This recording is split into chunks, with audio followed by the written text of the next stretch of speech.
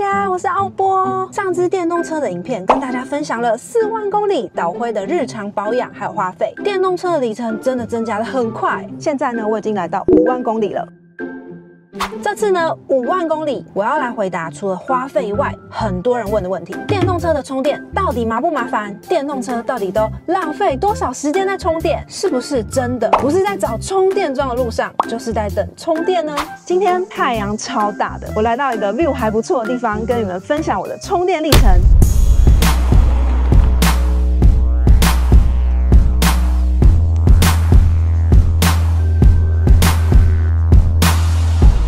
自从我交车以后，就是脱北者的生活，台北跟桃园每天这样通勤，很快的，我在1年8个月的时候，导灰就已经5万公里了。我本来是想要在家里装充电桩，但是住大楼的朋友应该都知道，社区管委会要通过充电桩，不是费用太高，就是关关难过。所以呢，这5万公里我都是在外面充电。到底麻不麻烦呢？有人跟我说，开电动车就是美国时间多，喜欢去充电，加个油多快。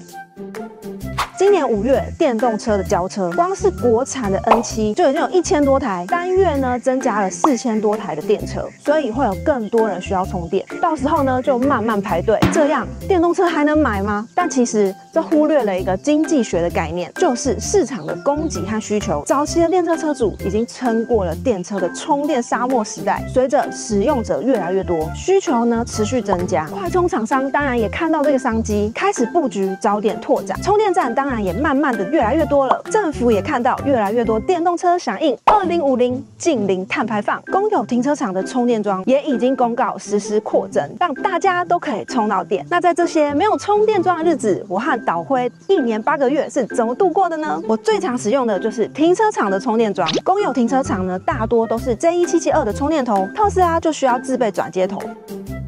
我在商场吃饭，导灰在楼下吃饭；工作的时候，导灰也在吃饭；我来找朋友的时候，导灰依然在吃饭；去参加活动的时候，导灰留在原地继续吃饭。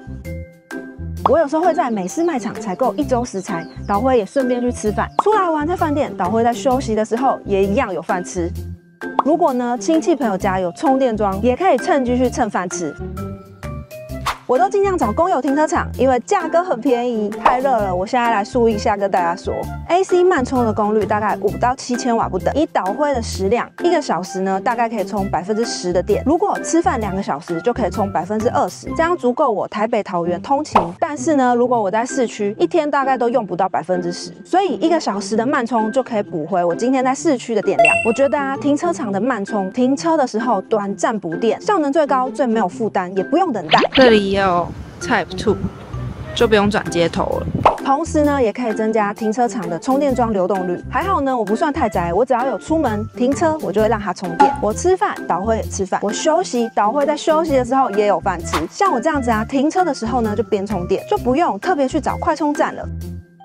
我通常使用 DC 快充的情境是这样：如果我这天没有在停车场慢充，电量呢又刚好低于50%，那我就会在我回家之前要上交流道之前去找快充站，大概充个10到15分钟，或是补大概20%到30%的电，这样子的电量就足够我今天回家，还有隔天来上班。这15分钟左右，我就会去便利商店买个东西，或是呢我就在车上看影片、玩游戏。有时候呢，我会去家乐福采购。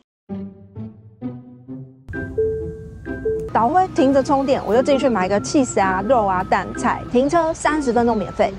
如果呢有消费，也可以抵停车费。现在很多家乐福都可以看到绿洲的充电站，绿洲有加值打9折的方案。如果你常常在家乐福买东西，加值充电就更划算了。而且购物的时候，你就同时充电，我觉得这样很方便。 今天我们到青埔吃饭。平常如果我有到餐厅吃饭，刚好附近的停车场没有慢充，我就会到附近或是路途中的快充站。现在的超充站都长得很好看哎。我还蛮喜欢户外的快充站，它不会像停车场暗暗的，还有它的枪很轻。我用了这么多第三方充电站，绿洲的枪真的算很轻的，像我女生单手也可以轻松的拿起。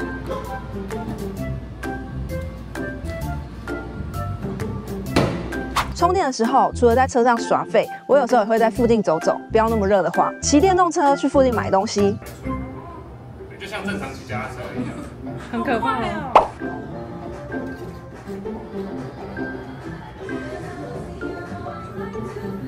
绿洲的充电站真的很大，停车格也好大，所以停车回转都很容易。还有一个我非常喜欢的功能，就是它的 App 可以打开来看充电桩目前的状态，你就可以知道现在有没有人在用，就可以避免到现场扑空或是排队的状况。它现在甚至还可以看到别人抽到几趴，如果充电格真的满了，你就可以知道自己要不要进去排队。另外，它还有一个和其他充电品牌不一样的地方，就是它可以依据不同的充电功率有不同的充电计费。例如180千瓦的一度电是8.8块，360千瓦的呢是9.2块。你可以依据自己车的充电功率或是你的需求做选择。虽然最近电价有上涨，还是已经要上涨，还是已经涨了，很多第三方充电还有特斯拉的超充站啊，其实都已经默默的调涨价格，甚至特斯拉的超充站很多一度电都要破10块但是呢，绿洲有一个星空电价的活动，充电价没有上涨，反而还调降了。虽然对有转电的朋友来说，充电已经比加油便宜很多，但是如果你跟我一样，家里没有装充电桩，在外面充电还可以再省一点，这样不是也很好吗？现在第三方的充电也可以像特斯拉一样，在 App 里面就选即插即充，很方便，这样就不用像以前我每次充电在第三方都要先扫 QR code。现在呢，你只要在它的 App 里面设定好，以后你插枪就会直接启动充电。最后呢，就是我比较少遇到的，因为国旅很贵，要去中南部旅行或者出远门的时候，现在导辉的满电里程是417公里。如果我满电出门，从台北呢，大概可以直接开到高雄。比起导辉，我更需要中途去个厕所休息站。如果我有去厕所的话呢，我就可以顺便补电，这样子我到目的地就不用再花时间等充电。休息站是快充最好的选择，不用下交流道，你去厕所的时候还可以顺便买个咖啡，那它就继续待在原地充电。回来的时候呢，电其实也充得差不多了。到达目的地，我就真的尽情的使用，不用担心充电。其实我当初选特斯拉，就是因为它充电最方便，但是它充电价格也是最高的。结果我实际成为车主之后，我发现我真的很不常去特斯拉充充站甚至我已经忘记我上一次回去充电是什么时候了。虽然呢，有人会说在交流道充电呢会比较贵，但是我是觉得你就不用花时间塞车下去，然后找一个充电站，再塞车上来，重新上交流道。我觉得这样的做法对我来说还蛮值得的。现在呢，我反而更常去第三方充电，因为呢，第三方充电设点的位置大部分很方便，有些站呢甚至不用收停车费，充电的价格呢甚至比特斯拉原厂的还便宜一些。这个就是开放市场的好处，我们可以有更多选择，也可以有更实惠的选择。总结一下，以上3个关键的充电攻略，可以有效减低你日常的充电焦虑。攻略1：依照自己的生活习惯，就近寻找充电站。自己家里附近或是公司附近是我的充电首选，或是你平常常出没的地点或是健身房，比如说全联啊、家乐福啊、好事多啊等等的。你也可以用 App 寻找自己生活圈附近的充电桩。攻略2：利用 AC 和 DC 的特性不同去做安排。AC 慢充 ，DC 快充。慢充你就停着让车慢慢补电，像导辉是 LFP 电池，它可以充到100%没有问题。如果是快充，就大概充10到20分钟，不用充到满，够用就好。主要是看你在路上的停留时间，比如说买个东西啊，上个厕所，其实真的不用特地等它充到满，因为呢，你充到80%以后，充电速率就会下降的比较明显，这样子呢，反而会花比较多时间。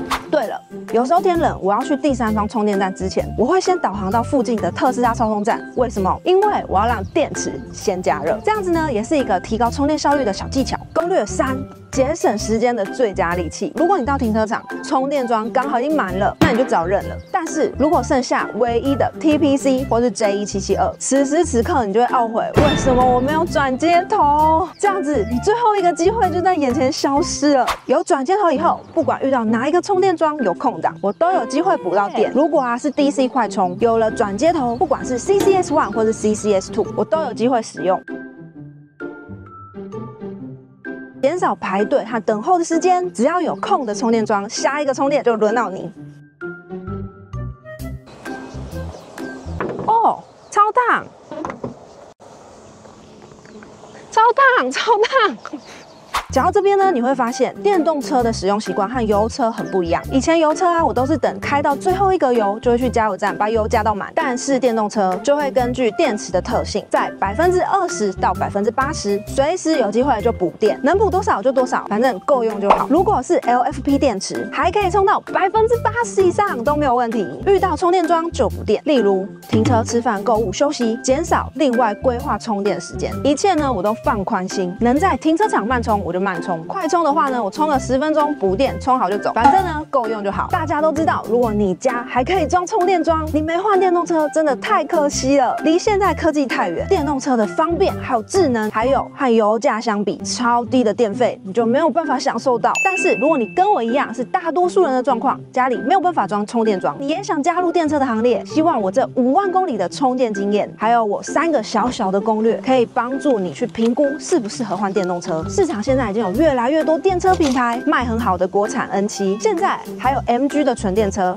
，2个还在销价竞争吗？MG 出来 ，N7 就降价了。之后我相信还会有更多的品牌推出电动车，大家的选择也会越来越多。我5万公里的充电经验就分享给你们。这台的那个里程充到100可以是多少？410公里。有像那 AP 吗？特斯拉那 AP 的那个？然后手机的还没上线。哦，可能之后会有吧。以后一定会有。我觉得它很好做它后面这个也欢迎各大电车车主在底下留言分享，你平常都怎么充电？充电真的有这么麻烦吗？一定要美国人美国时间才可以充电吗？我是奥波，更多的电车日常也可以去 follow 我的 IG。那我们就下集电车影片见，拜拜。好热哦。